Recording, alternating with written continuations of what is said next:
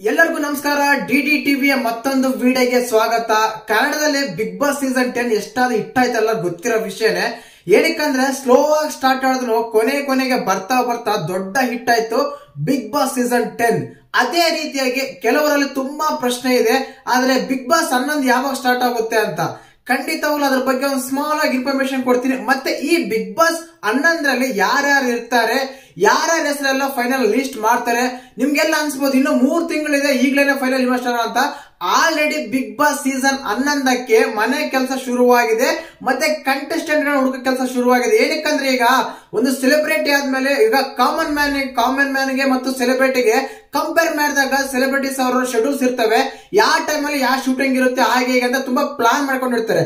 ಆದ ಕಾರಣ ಅವರು 2-3 ತಿಂಗಳ ಮುಂಚೆನೆ ಪ್ಲಾನ್ ಮಾಡ್ತಾ ಇದ್ದಾರೆ ಅವಾಗ ಕಂಟೆಸ್ಟೆಂಟ್ ಗಳನ್ನ ಕರೆದು ತರಬೇಕು ಬಿಗ್ ಬಾಸ್ ಸೀಸನ್ 11ಗೆ. ಈ ರೀತಿಯಾಗಿ ಎಲ್ಲ ಪ್ಲಾನ್ ಮಾಡ್ತಾ ಇದೆ.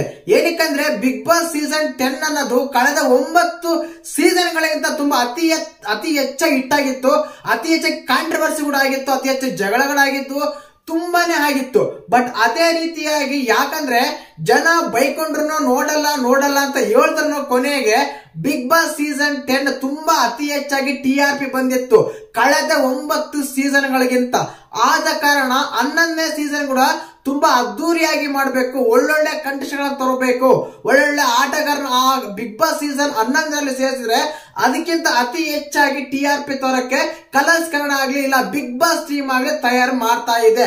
ಮತ್ತೆ ಅದರಲ್ಲಿ ಯಾವಾಗ ಸ್ಟಾರ್ಟ್ ಆಗುತ್ತೆ, ಮತ್ತೆ ಈ ಬಿಗ್ ಬಾಸ್ ಸೀಸನ್ 11ರಲ್ಲಿ ಯಾರ್ಯಾರು ಇರ್ತಾರೆ, ಯಾವ ತಿಂಗಳಲ್ಲಿ ಬರುತ್ತೆ ಅಂತೆಲ್ಲ ಮಾತಾಡೋಣ. ದಯವಿಟ್ಟು ಚಾನಲ್ ಯಾರು ಹೊಸದಾಗಿ ನೋಡ್ತಾ ಇದ್ರೆ ಮಿಸ್ ಮಾಡ್ದೇನೆ ಸಬ್ಸ್ಕ್ರೈಬ್ ಮಾಡಿ, ಲೈಕ್ ಮಾಡಿ, ಶೇರ್ ಮಾಡಿ. ನೋಡಿ, ಮೊದಲನೇದಾಗಿ ನೀವು ಬಿಗ್ ಬಾಸ್ ಸೀಸನ್ 1 ಇಂದ ಹಿಡ್ಕೊಂಡು 10 ವರೆಗೂ ಕಂಪೇರ್ ಮಾಡಿ ನೋಡಿದಾಗ ಖಂಡಿತವಾಗ್ಲೂ almost all Bigg Boss show ಅನ್ನೋದು ಸ್ಟಾರ್ಟ್ ಆಗೋದನ್ನೇ ಸೆಪ್ಟೆಂಬರ್ ಎಂಡಿಂಗ್ ಅಥವಾ ಅಕ್ಟೋಬರ್ ಫಸ್ಟ್ ವೀಕ್ ಅಲ್ಲಿ. ಖಂಡಿತವಾಗ್ಲೂ ಇದಂತೂ ಬರೆದಿಟ್ಕೊಳ್ಳಿ. ಅಕ್ಟೋಬರ್ ಫಸ್ಟ್ ವೀಕ್ ಅಲ್ಲಿ ಬಿಗ್ ಬಾಸ್ ಸೀಸನ್ 11 ಶುರುವಾಗುತ್ತಂತ ಮಾಹಿತಿ ಕೂಡ ಸಿಗ್ತಾ ಇದೆ. ಇನ್ನು ಇದಾದ್ಮೇಲೆ ಈ ಬಿಗ್ ಬಾಸ್ ಸೀಸನ್ 11ರಲ್ಲಿ ಯಾರ್ಯಾರು ಇರ್ತಾರೆ ಅನ್ನೋ ತುಂಬಾ ಕುತೂಹಲಕರ ಆಗಿದೆ.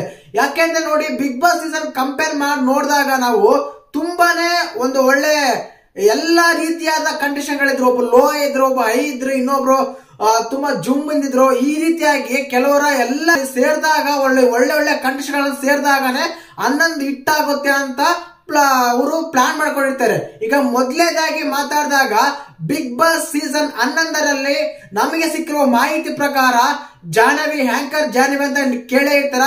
ನ್ಯೂಸ್ ಫಸ್ಟ್ ಅಲ್ಲಿ ಇವರು ಹ್ಯಾಂಕರ್ ಆಗಿದ್ರು, ಅವರ ಹೆಸರು ಸರ್ಚ್ ಅಲ್ಲಿ ಇದೆ, ಅವ್ರ ಹೆಸರು ಆ ಲಿಸ್ಟ್ ಅಲ್ಲಿ ಇದೆ ಅಂತ ಮಾಹಿತಿ ಸಿಗ್ತಾ ಇದೆ.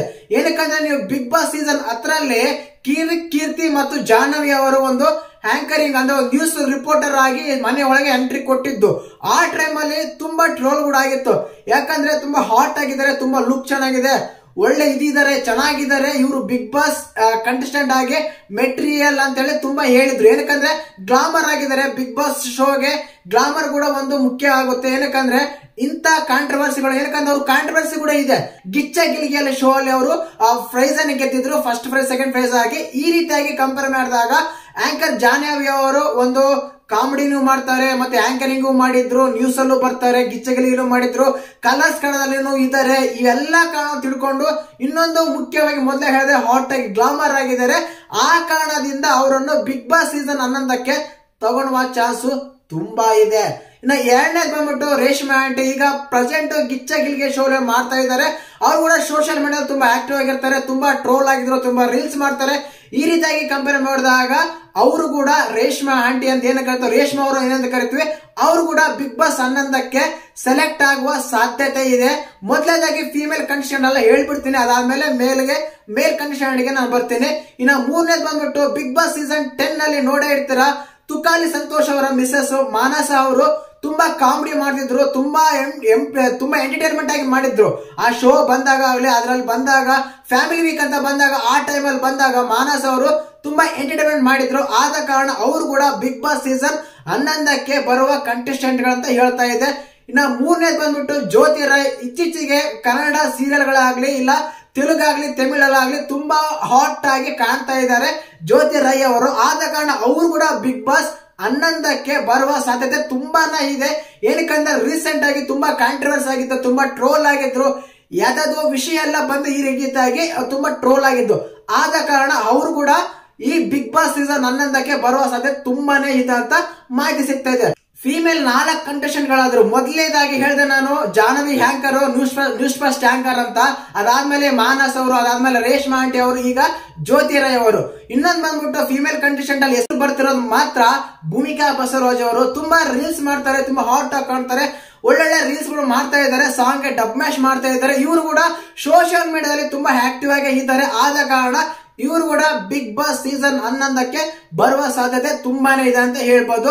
ಇನ್ನು 5 ಜನ ಆದ್ರೂ ಇವರು. ಇನ್ನು ಮೇಲ್ ಕಂಟೆಸ್ಟೆಂಟ್ ಬಂದಾಗ ಮೊದಲನೇ ಹೆಸರು ಬರೋದು ಸುನಿಲ್ ರಾವ್ ಅಂತ. ಎಕ್ಸ್ಕ್ಯೂಸ್ ಮಿ ಸಿನಿಮಾ ನೋಡೇ ಇರ್ತಾರ, ಆ ಸಿನಿಮಾದಲ್ಲಿ ಅವರು ಹೀರೋ ಆಗಿರ್ತಾರೆ ಸೆಕೆಂಡ್ ಪಾರ್ಟ್ ಅಲ್ಲಿ.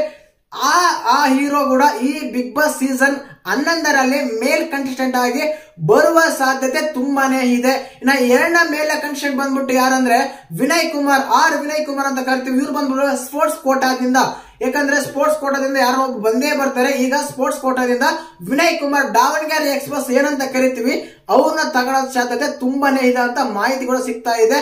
ಇನ್ನ ಮೂರನೇ ಬಂದ್ಬಿಟ್ಟು ತುಂಬಾ ಶೋಗಳಲ್ಲಿ, ತುಂಬಾ ಸೀಸನ್ ಗಳಲ್ಲಿ ಹೆಸರು ಕೇಳಿ ಬಂದಿದೆ.